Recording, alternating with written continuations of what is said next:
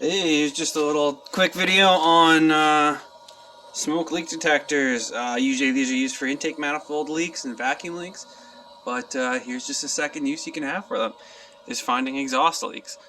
Having the car running is a real pain, and yeah, I found a couple leaks, as you can even see on this guy down here.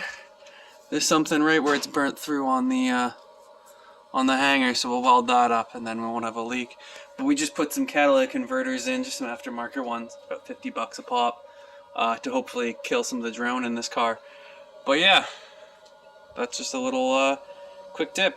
Use a smoke leak detector for finding leaks, but on exhaust. So yeah, smell you later.